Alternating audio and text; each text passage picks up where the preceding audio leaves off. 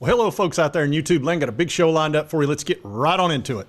All right, FSU, are they becoming Tennessee South? And also, it appears South Carolina is maybe not a farm club anymore. I don't know what's going on. They're actually keeping their best players. It's very odd.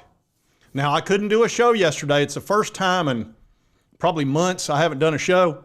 Stuck at work. Drink it up, big boss! All right, drink it up, gambler.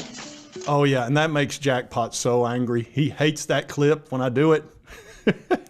Yeah, a lot of y'all alerted me to him, said that the only reason I get any views is because I cover Tennessee, which is, yeah, look, covering Tennessee is great. I'm first to admit it.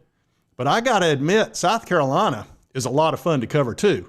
Now, of course, I still believe, in my opinion, they had our signs in 2022. Allegedly. But, you know, I still like covering them because they're fun. Lenora Sellers is going to be a great quarterback. That's pretty obvious. Guy can run like the wind. I've been rooting for him from day one. I just thought, you know, 3-star guy, 4.0 student, nice guy, humble, and got a lot of talent. He does not throw the ball very well, but he's getting better. He reminds me of another Dak Prescott. That's kind of what I see when I see him play because man, that dude can just take off. If you'll remember how Dak was back when he playing for Ole Miss, it's either Ole Miss or Mississippi State. He was fantastic. And didn't he start out as a receiver? Then they switched him to quarterback. He probably came in as a quarterback. They made him a receiver and then flipped him back. But anyway, I think South Carolina's a fun team to cover. I mean, where else are you going to get a coach that's going to blame hot dogs for why he struggled in a ball game, as we all know he did?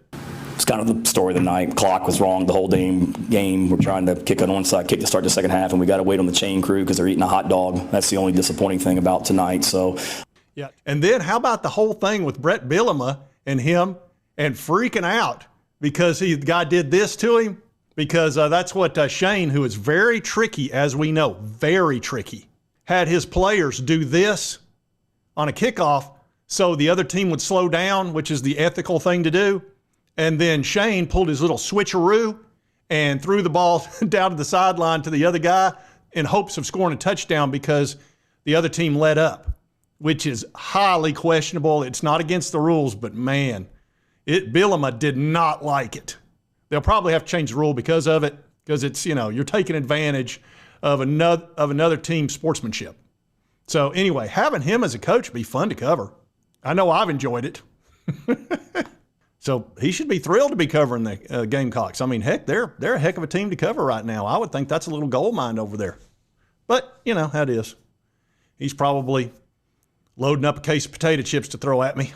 Janelda, what would you say if I told you that man right there is nothing but a common potato chip thief? Potato chip thief! But anyway, they have re-signed Nick Harbor. Now, this is a guy that I literally did a video several months ago. I wonder where he'll transfer to, because normally when they get a really good player like that, they lose them. You know, they go to Florida State or USC or, you know, wherever the money is.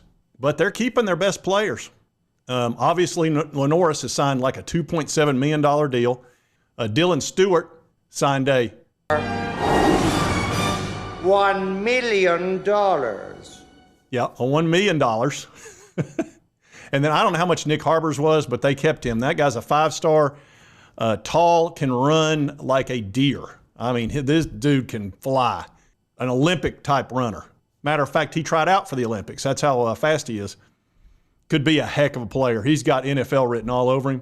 So they're probably going to be pretty good. Maybe they aren't a farm club anymore. I might have to take it a little easy on them about that. If they keep signing their best players and not let people rate them. So that's going on. But we need to talk about Tennessee South, which is now, it appears, FSU. They have signed 3 Tennessee players in like a week. They started out with Jason Jenkins, who's a defensive lineman. He was like our second or third string defensive lineman, but he was in the mix. As you know, we use like 11, 12 guys. And he's a big dude. He's pretty darn good. I think he'll have some success down there at Florida State.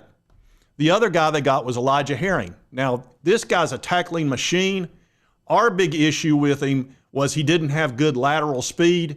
He couldn't really move from side to side great, but I'm telling you, if you try to run into him, he's going to knock you down. He'll get a lot of tackles. He will. He's a good, solid player, and I think they'll be happy with him. Now, the player that I'm going to miss Squirrel White. Wide receiver, legitimate 4.4 speed. He's not a big guy. He's like 170 pounds. Unfortunately, the one concern I had about him from day one was injuries. And the first year he got through fine with Joe Milton. He caught 800 yards worth of passes. He was really good. And he and Joe were just kind of connected because they were both second string their freshman year or when Joe was behind Hendon Hooker. And they got comfortable with each other. And so he caught a lot of Joe Milton's passes. The second year with Nico, Squirrel was hurt most of the season. He kept playing. I will give him a toughness grade of an A because he kept playing with a bum shoulder, but it really limited him. And he wound up catching about 400 yards worth of passes, about half of what he'd done the year before. So he's going to be at Florida State. They're going to like having him down there. He is going to stretch the field and really spread out the defense for them. I think that's a really good pickup for Florida State. We will miss Squirrel, but a big part of that was Boo Carter. Now that Boo is going to be in the offense some, that's a spot where Squirrel would have been. And Boo's going to try to do his Travis Hunter thing, which I'm going to tell you something. Boo Carter is a very talented dude, and he is completely fearless. You show me a guy that will do punt returns, I'll show you a guy that doesn't care. He's like, just give me the freaking ball. And he's incredibly electric and elusive. I mean, you saw how many times he almost either returned a touchdown or darn near did. He gives the kickoff team nightmares.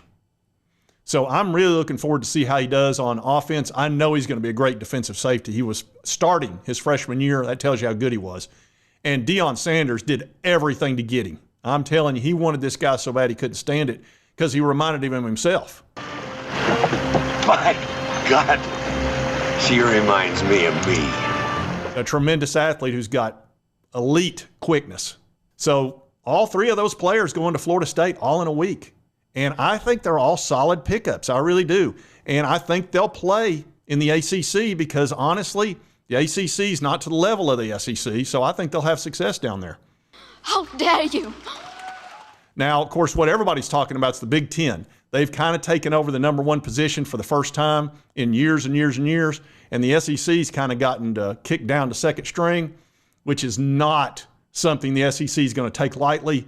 I can go ahead and tell you next year, and especially if they do the Big Ten thing where we're playing Big Ten teams, you're going to see the SEC going crazy to try to get back their spot. They're coming for the Big Ten. Murdoch, I'm coming to get you. Oh, absolutely. Absolutely. You're not, look, when you knock down the king, he may very well try to take back over his kingdom, and I think that's what the SEC is going to try to do. I guarantee it. And they'll probably have a lot of success. Anyway, just wanted to cover all these stories today. The FSU thing, getting all these Tennessee guys, and, of course, South Carolina. They're going to be a darn interesting team this year. And if you like this content, be sure to hit that like button. It lets me know to continue to cover all these big college sports stories. If you've not subscribed, boom, boom, boom, hit this little button right here. Help you get my videos. And right over here is the most recent video that YouTube thinks you'll enjoy based on your viewing history, the algorithm. And we'll see you next time on Sports Talk Jay.